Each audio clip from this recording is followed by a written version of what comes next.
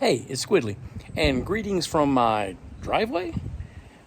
I'm getting ready to go on a trip that's not something that I usually do, but I'm going to be truck camping, and I wanted to show you, I thought it'd be interesting to show you what my setup is when I go truck camping. I don't do this very often, but when I do it, I think I've got a pretty good setup, so follow along.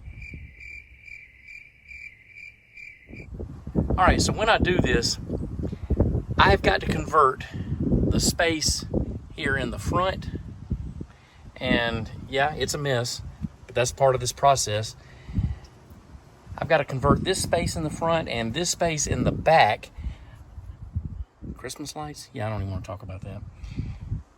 But I've got to convert this into living space, and so that's what I'm going to be showing you here shortly. First step is to get this thing cleaned out. This is a disaster.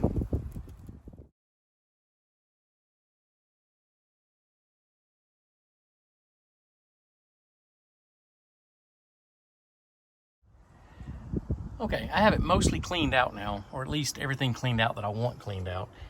And now, in the back, I have the seats folded up, and conveniently, I fit back here almost perfectly. So I'm going to get this set up as a bed. One of the advantages to using this truck is that I've got this rubber mat, which on its own makes the back pretty soft, but I'm going to put some more padding back here that I'll be lying on, which makes it actually pretty comfortable. So, and the way I sleep is with my head in that corner and my feet over here in this corner, which means I have to move that seat up in order to maximize my space, but I can stretch out in here just fine. All right, now that we're in the back, I want to show you. I have a big fluffy blanket that's folded about half a dozen times because it is ginormous. And I have a quilt that's folded a couple times on top of it. Do not make fun of this quilt. This is older than any of us. It came over on the Mayflower. And then, of course, a regular bed pillow in the back. And that makes for a pretty comfortable setup. Again, I have to move the seat up to get a little bit more space, and I can do the same over here. It gives me a little bit more shoulder room. And up here is my trash can. The final piece of the sleep system is a sleeping bag, because the low is supposed to be down in the 30s, and I'd like to be comfortable. So, all right, sleeping bag it is. And I've done this before. Man, it's so comfortable to be in here. All right, 3 more pieces real quick. My nighttime relief bottle, my pee bottle.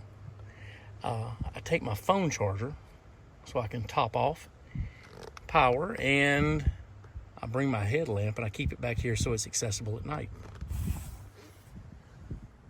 Front seat passenger side, I have my pack because I will be day hiking, and I have a change of clothes for when I get back to the truck, including some dude shoes, so I have some dry shoes, because there is a 100% chance of getting wet on this trip. The last bit of it, there is a stream crossing that's probably going to be waist high. So I brought a change of clothes so I don't have to drive home wet. I also bring a little towel, because I don't need much, just enough to towel off in case I'm still wet when I get in the truck.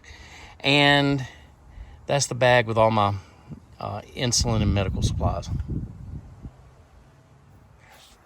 Oh, and as a side note, I have already moved the passenger seat up so that it gives me a little bit more room, and you can see what a tight fit that is. But honestly, it's perfect. Finally, in the back of the truck, there's going to be some daylight when I get there. I'll be up for a little while, so I'll bring a chair so I can sit around, and the magic cooler. Okay, that's my setup for truck camping when I don't have a tent or much of anything else. So in the comments, tell me what you think, or tell me what I missed. And as always, thanks for watching to the end.